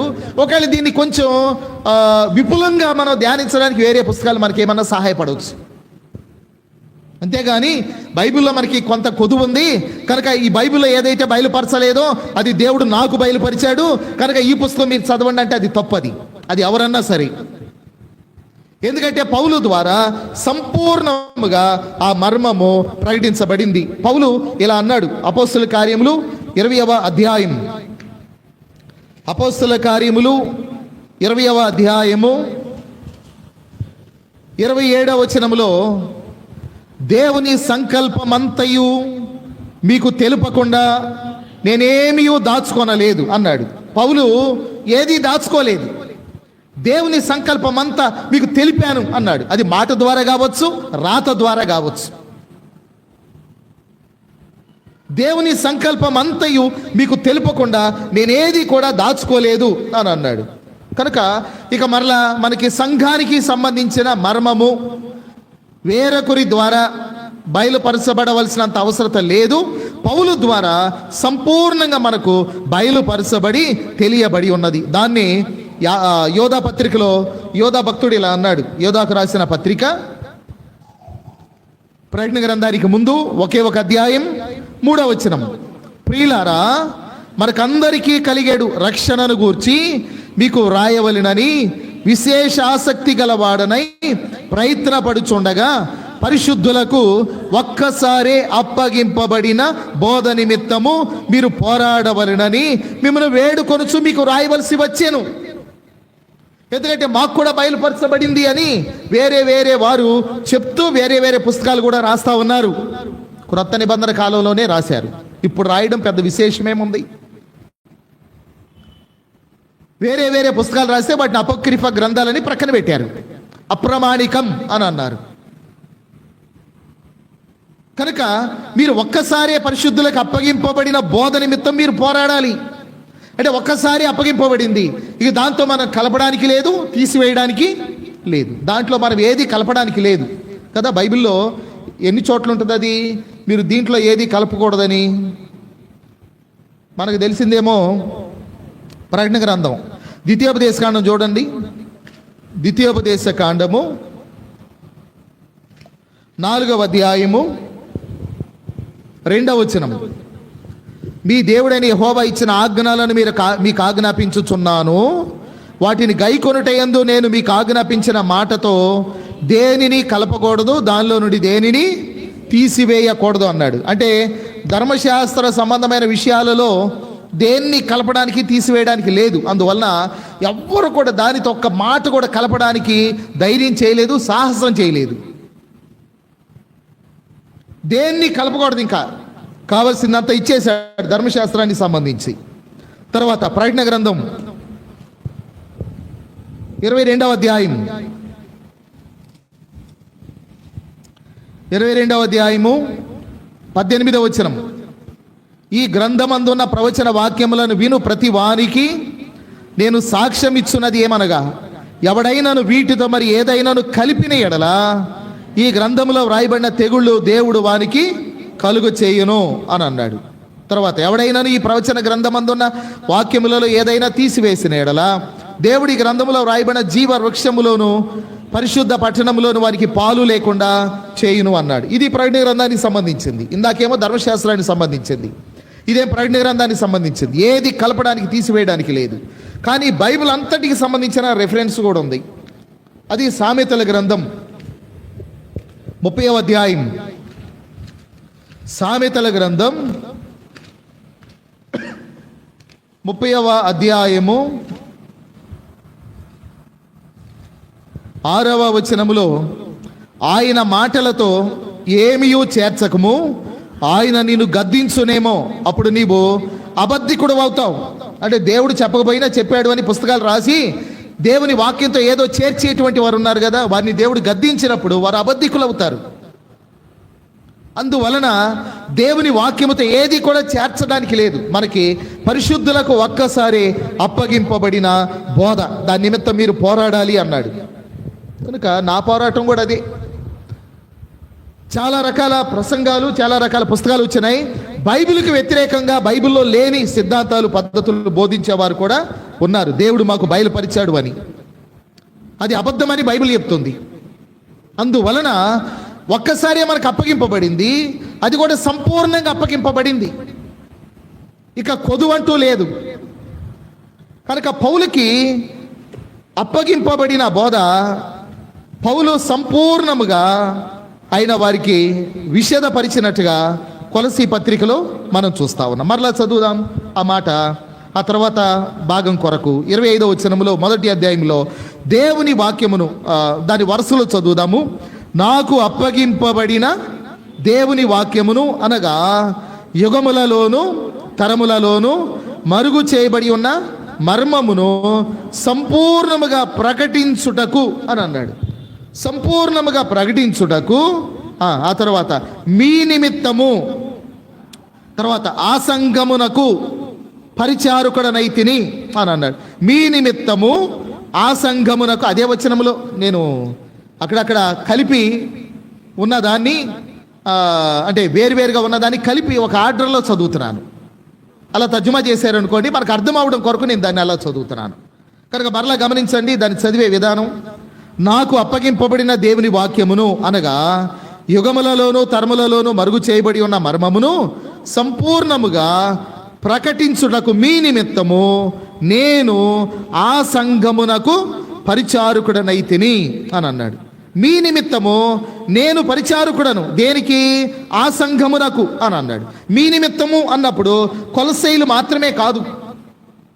ఎందుకంటే ఇందాక ఎఫెసీ పత్రిక చదివినప్పుడు ఒక మాట గుర్తుపెట్టుకోవాలి మనం. నేను ముందుగా సంక్షేపంగా రాశాను ఆ మర్మాన్ని గురించి, దాన్ని మీరు చదివిన ఎడల దేవుడు నాకు అనుగ్రహించిన జ్ఞానం యొక్క గొప్పతనం ఏంటో మీకు అర్థమవుతుంది అని ఎఫెసీ పత్రికలో పౌలు అన్నాడు. కాబట్టి గలతీలకు రాసింది ఎఫెసీలు కూడా చదివి ఉంటారు, ఎఫెసీలకు రాసింది గలతీలు కూడా చదివి ఉంటారు. అందువల్ల కొలసీలకు రాసింది మిగతా సంఘానికి కూడా. అందువలన మీ నిమిత్తము అన్నప్పుడు ప్రతి విశ్వాసికి సంబంధించిన పదముగా దాన్ని గుర్తుపెట్టుకోవాలి. మీ నిమిత్తము ఆ సంఘమునకు అంటే ఇది సార్వత్రిక సంఘం. మీ నిమిత్తము ఆ సంఘమునకు అన్నప్పుడు సార్వత్రిక సంఘాన్ని తెలియజేస్తా ఉంది. ఇప్పుడు సంఘము అన్నప్పుడు స్థానిక సంఘము, సార్వత్రిక సంఘం, ఈ రెండిటికి వ్యత్యాసం ఉంది. ఈ రెండిట్లో కొన్ని పద్ధతుల్లో కూడా మార్పులు ఉన్నాయి. సార్వత్రిక సంఘానికి, స్థానిక సంఘానికి. సార్వత్రిక సంఘం అంటే ప్రపంచ వ్యాప్తముగా ఉన్న క్రైస్తవ సంఘం. దాన్ని ఏమన్నారంటే కేథోలిక్ చర్చి అన్నారు. కేథలిక్ చర్చ్, కేథలిక్ అంటే రోమన్ కేథలిక్ అని కాదు. కథోలిక అనే పదానికి సార్వత్రిక, యూనివర్సల్ అన్నాను అర్థం. సార్వత్రిక, ఈ సార్వత్రిక సంఘానికి ఉన్న సిద్ధాంతాలు ఉన్నాయి, అవి మారవు. స్థానిక సంఘానికి, ఈ సంఘానికి ఆ సంఘానికి మార్పులు చేర్పులు ఉండొచ్చు కొన్ని స్థానికంగా, కానీ మూల సిద్ధాంతాల్లో మార్పులు ఉండవు. కానీ చిన్న చిన్న విషయాల్లో ఈ సంఘానికి ఆ సంఘానికి మార్పులు ఉంటాయి, మార్పులు చేర్పులు ఉంటాయి. నేను ఉదాహరణ చెప్తాను. ఇప్పుడు బాప్తిస్మం ఉంది. సార్వత్రిక సంఘ పరిధిలో బాప్తిస్మం ఎలా పొందాలి? చిలకరించడమా ముంచడమా? చిలకరించడమా ముంచడమా? ముంచడం. సార్వత్రిక సంఘ పరిధిలో అందరికీ ఒకటి ఆజ్ఞ, ముంచడమే. అదే బాప్తిస్మం. మరి కొన్ని చోట్ల బాగా చల్లగా ఉంటుంది వాతావరణం, కొన్ని చోట్ల వేడిగా ఉంటుంది, మరి రకరకాల పరిస్థితులు ఉంటాయి. కొన్ని చోట్ల నీళ్లు మలకలాగా దొరకవు. మరి అలాంటి పరిస్థితులు ఏం చేయాలి అంటే, అలాంటి పరిస్థితులు కూడా ఏం చేయాలంటే ముంచాల్సింది. బాప్తిస్మం అంటే ముంచడమే. ఇప్పుడు స్థానికంగా కొన్ని మార్పులు ఉంటాయి. ఆ మార్పులు ఏంటంటే, వేడి నీళ్ళలో ముంచాలా, చన్నీళ్ళలో ముంచాలా? అది స్థానిక సంఘంలో ఉన్న పరిస్థితులను బట్టి ఉంటుంది. బాగా చల్లగా ఉన్న ప్రాంతం అనుకోండి, అక్కడ వేడి నీళ్ళు కొంచెం నీళ్లు వేడి చేసి అప్పుడు వాళ్ళు బాప్తిస్మం ఇస్తారు. బాగా వేడిగా ఉన్న ఆఫ్రికా లాంటి ఇంకా ఏదైనా ప్రాంతాలు అనుకోండి, బాగా వేడిగా ఉన్న ప్రదేశాలు అనుకోండి, ఎడారి ప్రాంతాలు అనుకోండి, కొంచెం చల్లబరిచిన నీళ్ళలో బాప్తిస్మం ఇస్తారు. కానీ ముంచడమే.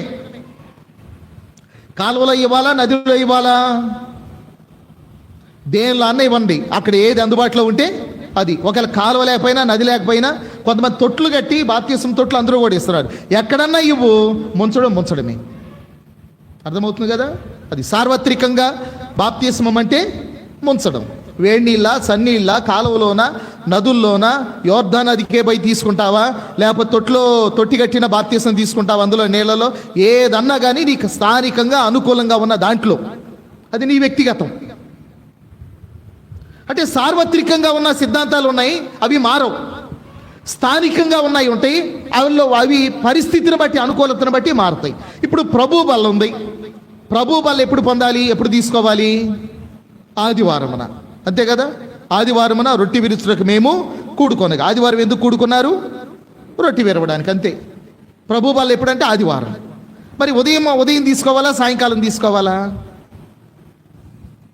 అది స్థానిక సంఘం యొక్క పరిస్థితిని బట్టి, అనుకూలతను బట్టి, అవకాశాన్ని బట్టి.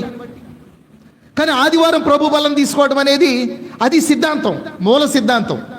కానీ ఉదయమా సాయంకాలమా అది వ్యక్తిగతం, పరిస్థితిని బట్టి, అనుకూలతను బట్టి. ఎలా తీసుకోవాలి? తెల్లబట్టలు వేసుకోనా, నల్లబట్టలు వేసుకోనా, అది కూడా వ్యక్తిగతం. ఈ మధ్య ఒక ఆయన కనపడ్డాడు, టీ తాగడానికి వెళితే, అయ్యా నువ్వు ఏడికి వెళ్తున్నా ప్రార్థన కంటే ఇంతకుముందు వేరే చోటుకి వెళ్ళేవాడిని అన్న, ఇప్పుడు ఇంకో చోటుకి వెళ్తున్నాను అన్నాడు. ఎందుకని అలాగ నువ్వు మారడం ఎందుకని అన్నా? ఎందుకేముందన్న, బాప్తిస్మం తీసుకున్నాను కానీ బల్లారాధనకి వెళ్ళాలంటే మాత్రం తెల్లబట్టలు వేసుకొని రావాలంట, మా పాస్టర్ గారు ఆజ్ఞ జారీ చేశాడు. తెల్లబట్టలు వేసుకుని రాని వాళ్ళందరూ కూడా బల్లారాధనలో పాల్పంపులు పొందొద్దు అన్నాడు. అందరి ముందు లేచి నిలవబెట్టాడు. మీరేదో కూలీ నాలి చేసుకునేవాడిని, నాకెక్కడి నుంచి వస్తాయి అన్న, ఈ తెల్లబట్టలు వేసుకుని తిరిగితే మాకేడ కుదురుతుంది, పనులు చేసుకునే వాళ్ళని, టాపీ పని చేసుకునేవాడిని, తెల్లబట్టలు వేసుకొని రామని చెప్పాడు అని అన్నాడు. అందువల్ల ఇలాంటి పద్ధతులు పెట్టుకున్న వాళ్ళు ఉన్నారు. ఏది ముఖ్యం? ప్రభు బలలో పాలు పంపులు పొందడం ముఖ్యం, బాప్తిస్మం పొందడం, ముంచే బాప్తిస్మం పొందడం ముఖ్యం. అది ప్రభు బలలో పాలు పంపులు పొందడం ఆదివారం ముఖ్యము. కనుక వేరు వేరు సమయాలు పెట్టుకున్న వాళ్ళు కూడా ఉన్నారు. నెలలో మొదటి ఆదివారం అని, తర్వాత లేకపోతే 1వ తారీఖు అని, లేక 4వ తారీఖు అని, 5వ తారీఖు అని, 20వ తారీఖు అని ఇలా పెట్టుకున్న వాళ్ళు కూడా ఉన్నారు. కానీ బైబిల్లో ఆదివారమున వారు రొట్టె విరుచుటకు కూడినట్టుగా మనం చూస్తాం. కనుక సార్వత్రిక సంఘానికి ఉన్న సిద్ధాంతాలు మారవు, స్థానిక సంఘానికి కొన్ని పద్ధతులు, సిద్ధాంతాలు మారతాయి. కనుక రొట్టెలో పాలు పంపులు పొందడం, ప్రభు బలలో పాలు పంపులు పొందడం మనం ఆరాధన ప్రారంభించాక మరి ఎప్పుడు చేయాలి అంటే, కొన్ని సంఘాల్లో మొదటి వర్తమానం అవ్వంగానే ప్రభు బల ఇస్తారు. అది తీసుకున్నాక ఏం చేస్తారు? వాళ్ళు వెళ్ళిపోతారు. రెండో మెసేజ్ కొంటారు వాళ్ళు. మొదటి మెసేజ్ ఏంటి అని అంటే వర్షిప్ మెసేజ్, ఆరాధన వర్తమానం. మరి హెచ్చరిక లేకుండా ఎలా దిద్దుకోగలుగుతారు? ఇప్పుడు సరి చేసుకొని కదా బలలో పాలు పంపులు పొందాలి. సరి చేసుకోవాలంటే వాక్యం వినాలి కదా, వాక్యం వినాలంటే రెండో వర్తమానం కూడా అవ్వాలి కదా. అయిన తర్వాత కదా ఏదన్నా ఉంటే కనుక లోపం ఉంటే సరి చేసుకునేది. ఒకవేళ మధ్యలో ఇచ్చామనుకోండి, రెండో వర్తమానంలో ఏమైనా లోపం వాక్యం ద్వారా మనం విన్నామనుకోండి, ఆ తర్వాత మనం సరి చేసుకుంటే ఆల్రెడీ పాలు పంపులు పొందాంగా, మధ్యలో ఇస్తే అప్పుడేంటి పరిస్థితి? అయోగ్యంగా పాలు పంపులు పొందినట్ట. ఇలాంటి ప్రశ్నలన్నీ వస్తూ ఉంటాయి. కనుక అవన్నీ స్థానికంగా కొన్ని మార్పులు, చేర్పులు, వాళ్ళ వ్యక్తిగతాలు అవన్నీ కూడా. మనం 2 వర్తమానాలు అయిన తర్వాత ప్రభు బల పెట్టడానికి ఇదే కారణం. కనుక 2వ వర్తమానం అయ్యిందాకా ఓపిక బట్టి పాపం ఉండి ఆ రొట్టె ద్రాక్ష రసం తీసుకొని వెళ్ళిపోవాలనుకుని ఆతృతతో ఉండేవాళ్ళు కూడా కొంతమంది ఉంటారు. ఎప్పుడు ముగిస్తాడా అన్నట్టుగా నా ఇంకా చూసేవాళ్ళు కూడా ఉన్నారు. పాపం మధ్యలో ఇస్తే కనుక ఇప్పుడు దాకా ఉండేవాళ్ళు కాదు. ఎందుకంటే వాళ్ళకి రొట్టె ద్రాక్ష రసం ముఖ్యం కనుక అది తీసుకునేవాళ్ళు జంప్ అయ్యేవాళ్ళు. మనం 2వ వర్తమానం అయినాక ఇవ్వడానికి కారణం ఏంటంటే, ఏదన్నా ఉంటే సరి చేసుకోవడానికి అవకాశం ఉంటుంది అందుకొరకు. కనుక స్థానిక సంఘానికి ఉండే కొన్ని పరిధులు ఉన్నాయి. సార్వత్రిక సంఘంగా మాత్రం కొన్ని స్టాండర్డ్గా ఇచ్చినటువంటి సిద్ధాంతాలు, డాక్ట్రిన్స్ ఉన్నాయి. వాటిని మూల సిద్ధాంతాలు అన్నారు, అవి మారవు. అందుకని పౌలు అన్నాడు కదా, మీ నిమిత్తము ఆ సంఘమునకు నేను పరిచారకుడనైతిని అని అన్నాడు. తర్వాత చివరిగా ఒక మాట చెప్తాను. ఈ కొలసీ పత్రిక 1వ అధ్యాయం 25-26 వచనాల్లో, నాకు అప్పగింపబడిన దేవుని వాక్యమును అనగా యుగములలోను తరములలోను మరుగు చేయబడి ఉన్న మర్మమును సంపూర్ణముగా ప్రకటించుటకు మీ నిమిత్తము ఆ సంఘమునకు పరిచారకుడనైతిని అని, నాకు అప్పగింపబడిన దేవుని ఏర్పాటు అనే కాడ గృహ నిర్వాహకత్వములో పరిచారకుడనైతిని అని అన్నాడు. గృహ నిర్వాహకత్వంలో పరిచారకుడు, ఆ సంఘమునకు పరిచారకుడను, అందులో ఉన్న గృహ నిర్వాహకత్వానికి పరిచారకుడను. నేను మీ నిమిత్తం ఆ సంఘానికి పరిచారకుడను, ఆ సంఘములో ఉన్న గృహ నిర్వాహకత్వానికి నేను పరిచారకుడను. దేవుని ఏర్పాటు అన్న కాడి కింద ఫుట్నోట్లో గృహ నిర్వాహకత్వము అని అన్నాడు. ఆ గృహ నిర్వాహకత్వములో నేను పరిచారకుడను అని అన్నాడు. కనుక పౌలు తాను ఎప్పుడు కూడా నేను బిషప్ని అని ఆయన అనిపించుకోలేదు, నేను ఫలానా అని ఆయన అనిపించుకోలేదు. నేను ఎవరిని? పరిచారకుడను అని పౌలు మాట్లాడడం అనేది మనం చూస్తాం. కొరింథీయులకు రాసిన మొదటి పత్రిక 3వ అధ్యాయంలో కూడా పౌలు ఇలా అన్నాడు. కొరింథీయులకు రాసిన మొదటి పత్రిక 3వ అధ్యాయము 5వ వచనం, అపుల్ల ఎవడు? పౌలు ఎవడు? పరిచారకులే కదా అన్నాడు. అపుల్ల ఎవడు? పరిచారకుడే. పౌలు ఎవడు? పరిచారకుడే. కేఫా ఎవడు? పరిచారకుడే. మేము పరిచారకులం, వాళ్ళే పరిచారకులు అన్నప్పుడు మరి మనం ఎవరు? పరిచారకులము కాదా? పరిచారకులు అంటే ఏం చేయాలి? పరిచర్య చేయాలి కదా. పరిచారకులు అనే దానికి గ్రీకులో వాడిన పదం ఏంటంటే డయాకోనోస్ అనే పదం. చర్చ్ ఈజ్ ఏ డయాకోనియా కమ్యూనిటీ అని అన్నారు. డయాకోనోస్, డయాకోనియా కమ్యూనిటీ, పరిచారకుల సమూహం. డయాకోనోస్ అంటే పరిచారకుడు అని అన్నప్పుడు దాన్ని ఇంకా మనం అర్థం చేసుకోవడానికి దానికి కొన్ని పర్యాయ పదాలు ఉన్నాయి. అదేంటంటే ఏ సర్వెంట్, సేవకుడు. సర్వెంట్. అబ్రహాము సేవకుడు ఉన్నాడు ఇంట్లో. అబ్రహాము యొక్క సేవకుడు ఎలియాజర్. అబ్రహాము ఏమి చెప్పాడో అది చేశాడు. మనమందరం కూడా ఆయన సర్వెంట్స్, ఆయన సేవకులం, ఆయన పరిచారకులం. మనమందరికీ ఆయన ఇంటిలో పని ఉంది. మన పని మనం నిర్వర్తించాలి. ఇంకో పదం కూడా ఉంది, డయాకోనోస్ అనే దానికి సర్వెంట్ అని మాత్రమే కాకుండా ఏ వెయిటర్ అనే పదం కూడా ఉంది. ఏ వెయిటర్. వెయిటర్ అంటే ఇప్పుడు ఒక ఇంటిలో గొప్ప ఇల్లు ఉంది. ఆ గొప్ప ఇంట్లో భోజనపు బల్ల ఉంది, దాని చుట్టూ కుర్చీలు ఉన్నాయి. ఆ ఇంటికి అతిథులు కొంతమంది వచ్చారు. ఆ ఇంటికి అతిథులు వచ్చినప్పుడు యజమాని ఆ అతిథులను ఇంట్లోనికి ఆహ్వానించాక ఆ యజమాని అతిథులతో కలిసి టేబుల్ దగ్గర కూర్చొని ఉండగా ఈ సర్వెంట్స్ ఉంటారు చూసారా, వీళ్ళు ఆ టేబుల్ దగ్గర నిలబడి ఆ వచ్చిన అతిథులకి ఏమి చేయాలో అది చేస్తారు. వాళ్ళని వెయిటర్ అంటారు. కనిపెట్టుకొని ఉండేవారు. ఈ కనిపెట్టుకొని ఉండేవారు భోజన బల దగ్గర కనిపెట్టుకునేవారు ఉన్నారు, రాజు దగ్గర కనిపెట్టుకొని ఉండేవారు ఉన్నారు. రాజు దగ్గర కనిపెట్టుకునేవారు కొంతమంది ఉన్నారు. రాజు వారిని పిలిచి వారికి బాధ్యతలు అప్పగించి పంపిస్తాడు వారిని, మీరు వెళ్ళి అలా చేయండి అని. కాబట్టి మనం కూడా ఆయన సంఘములో మనం కూడా ఇలాంటి వారిగా ఉండాలి అనేది ఆయన యొక్క ఉద్దేశం. మనము సేవకులంగా, పరిచారకులంగా, కనిపెట్టుకొని ఉండేవారంగా, ఆయన మనకేమి సెలవిస్తే దాన్ని విని దాన్ని చేసేవారంగా మనం అందరం ఉండాలి. కానీ చాలాసార్లు ఈ దినాల్లో చాలామంది క్రైస్తవులు పరిచారకులుగా ఉండరు, దొరల్లాగా ఉంటారు. ఏది చేయరు, ఏది ముట్టుకోరు, ఎవ్వరు చూసినా చేతులు కట్టుకొని నుంచునే వాళ్ళే, ఒక్క వస్తువును కూడా పట్టుకోరు. మన సంఘంలో గురించి చెప్తలా, నేను బయట సంఘాల గురించి చెప్తున్నాను.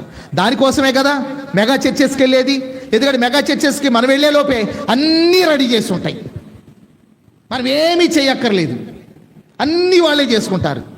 వాళ్ళకి జీతం ఇచ్చి పరిచారకులు పెట్టుకుంటారు, వాళ్ళు అన్నీ చేస్తారు. మనం అఫీషియల్గా ఒక బ్యాగ్ ఒకటి సంఘ తగిలించుకొని అంత అలవాటు లేకపోయినా ఇప్పుడు కొత్తగా, ఎందుకంటే మెగా చర్చికి వెళ్తున్నాం కాబట్టి ఒక బ్యాగ్ ఒకటి సంఘ తగిలించుకొని అఫీషియల్గా వెళ్ళిపోయి దొరసానుల్లాగా ఆ కుర్చీలో అక్కడ మెగా చర్చిలో కూర్చొని అయిపోయిన తర్వాత మరలా అఫీషియల్గా మనం వస్తూ ఉంటే మనకు దండాలు దశకాలు పెట్టేవాళ్ళు వేరుగా ఉంటారు. అది మనకి ఇష్టం. మరి వేరే వాళ్ళకి వందనాలు మనం చెప్పాలంటే మనకి ఎక్కడ కుదిరిద్ది? మనమే దొరలమైతే అక్కడికి పోతే మనకి చెప్తారు, వాళ్ళు రిసీవ్ చేసుకుంటారు, మన పలానా చోట కూర్చోమంటారు, మనకు అన్నీ అందుతాయి. అవసరమైతే టీ ఇస్తారు, కాఫీ ఇస్తారు, బిస్కెట్లు ఇస్తారు సపరేట్గా తీసుకెళ్ళి. ఎందుకంటే మనం పరిచారకులుగా వెళ్ళమాడికి. కానీ దేవుడు అలా చూడలేదు మనల్ని.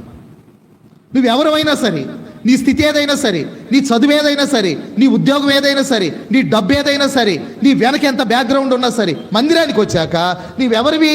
దేవుని ఇంటిలో నువ్వు సర్వెంట్వి, దేవుని ఇంటిలో పరిచారకుడివి, దేవుని ఇంటిలో నీవు కనిపెట్టుకొని ఆయన పని కొరకు, ఆయన ఇచ్చే ఆజ్ఞ కొరకు ఎదురు చూసే వ్యక్తివి నీవు, నేను, మనమందరం కూడా.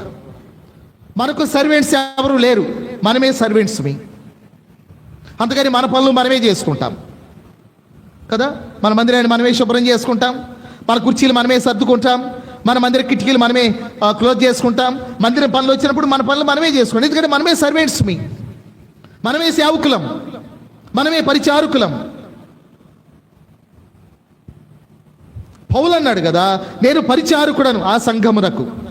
ఆయన గృహ నిర్వాహకత్వంలో, ఆ సంఘంలో ఉన్నటువంటి ఆ గృహ నిర్వాహకత్వంలో నా పాత్ర ఏంటంటే నేను పరిచారకుడను. ఆయన అప్పగించిన పనిని చేయడానికి వచ్చిన పరిచారకుడను, సేవకుడను, సర్వెంట్ని, వెయిటర్ని. ఎంత తగ్గించుకున్నాడు పౌలు.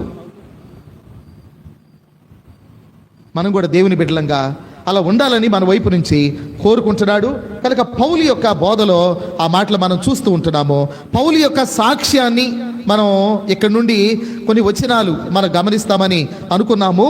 కనుక ఇక్కడ నుండి అంటే 25వ వచనం మొదలుకొని మొదటి అధ్యాయంలో కొలసీ పత్రికలో మరి కొన్ని వచనాల వరకు పౌలు యొక్క సాక్ష్యాన్ని చూస్తాం. అందులో పౌలు ఒక సేవకునిగా తాను కనపరుచుకోవటం అనే దాన్ని మనం చూస్తా ఉన్నాం. ఈ మాటలు గుర్తుపెట్టుకుందాం, మన వ్యక్తిగత జీవితాలకు అన్వయించుకుందాం. ఎక్కడ మనం దేవుని బిడ్డలంగా ఉండవలసి లేక వెళ్ళవలసి వచ్చినా మనం సేవకులంగా, సర్వెంట్స్గా మన స్థానాన్ని మనం ఎప్పుడు మర్చిపోకుండా జాగ్రత్తగా ఉండాలి. కొన్నిసార్లు వాళ్ళు నుంచొని ఈ కుర్చీ ఇటు తీసురా ఆజ్ఞాపిస్తారు. బాగుండకపోతే వేరే విషయం, పెద్దోళ్ళు వయసును బట్టో అనారోగ్యాన్ని బట్టో పెద్దోళ్ళు అయితే వేరే విషయం. కానీ వారు వయసు ఉండి, యవనస్తులై ఉండి, ఆరోగ్యం ఉండి, బలం ఉండి, వాళ్ళ వస్తువులు మోసుకోగలిగి ఉండి, వాళ్ళు ఏంటంటే వాళ్ళ యొక్క ప్రాధాన్యతను కనబరచడానికి, నేను కొంచెం గౌరవంగా చెప్తున్నాను, వాళ్ళ ప్రాధాన్యతను కనబరచడానికి వాళ్ళు ఏంటంటే వేరే వాళ్ళు పిలిచి కుర్చీ ఇటు తీసురా తెప్పించుకొని కూర్చుంటే అప్పుడు విలువగా ఉంటుంది అన్నట్టుగా అనిపించుకునే వాళ్ళు ఉన్నారు. కాబట్టి దేవుని పిల్లలుగా మనం అలా కాదు, పరిచారకులం. కనుక నేను పెద్దవాళ్ళ గురించి మాట్లాడట్లేదు, అనారోగ్యంగా ఉన్న వాళ్ళ గురించి మాట్లాడట్లేదు. వాళ్ళకి అవసరమే, వాళ్ళు అవసరమైతే తెప్పించుకోవాలి, లేకపోతే కనుక. ఎందుకంటే వాళ్ళ కింద కూర్చోలేని పరిస్థితి వారికి ఉన్న శరీర రీత్యా, అనారోగ్య రీత్యా. కానీ కొన్ని చోట్ల మనం మన యొక్క గొప్పతనాన్ని చూపించుకోవడానికి చేసే ఈ పనులు మన దేవుని బిడ్డలం కాదు అనే విధంగా అవి ఉంటాయి. అలాంటి సాక్ష్యాలు, ఆ విషయాల్లో మనం జాగ్రత్తగా ఉండాలి. మనం దేవుని బిడ్డలం ఎక్కడున్నా తగ్గింపు, వినయము అనే వాటిని మనం చూసుకోవాలి, జాగ్రత్తగా ఉండాలి. నేను ఒక మాట గుర్తు చేసి ముగిస్తాను. యేసు ప్రభు చెప్పాడు, మీరు ఏదైనా విందుకు వెళ్ళినప్పుడు అగ్రపీఠములను మీరు కోరుకోవద్దు అన్నాడు. యేసు ప్రభు చెప్పిన మాటే కదా, మీరు అగ్రపీఠాలు కోరుకోవద్దు. ఒకవేళ మీరు అగ్రపీఠం మీద కూర్చుంటే ఎవరైనా మీకంటే గొప్పవారు కనుక వస్తే మిమ్మల్ని పిలిచిన వాడు మీ దగ్గరకు వచ్చి మీరు లేచి ఇదిగో అక్కడ కూర్చోండి, అంత దూరాన ఇక్కడ నీకంటే ప్రముఖుడు వచ్చాడు అని చెప్తే గనక నువ్వు వెళ్ళి ఆ కింద కూర్చుంటే నీకు ఎంత అవమానం కలుగుతుంది. అదే నువ్వు సామాన్యంగా ఉంటే అందరితో పాటు నేను పిలిచిన వాడు కనుక నేను గుర్తించి నువ్వు వచ్చి పైన అగ్రపీఠం మీద కూర్చుందో కానీ రా అని తీసుకొని వెళ్తే నీకు ఎంత గౌరవంగా ఉంటుంది అని అన్నాడు. కాబట్టి మన అగ్రపీఠాలు కోరుకోవద్దు, మరి సామాన్యంగా ఉండడానికి దేవుని బిడ్డలంగా ఇష్టపడుతూ ఉండాలి. వినయము, తగ్గింపు అనే వాటిని మనం కలిగి ఉండాలి. తాను తగ్గించుకొని వాడు హెచ్చింపబడును అన్నట్టుగా పౌలు ఎంత తగ్గించుకున్నాడో ఆయన అంత హెచ్చింపబడి ఆయన చాలా గొప్ప సేవ చేసి మరి ఉన్నతుడిగా చేయబడిన వాడిగా మనం చూస్తా ఉన్నాం. అలా ఉండడానికి మనం కూడా ఇష్టపడదాం. పౌలు యొక్క మాదిరిని మనం జ్ఞాపకం చేసుకుంటూ మన జీవితాలను కట్టుకుందాం. తల్ల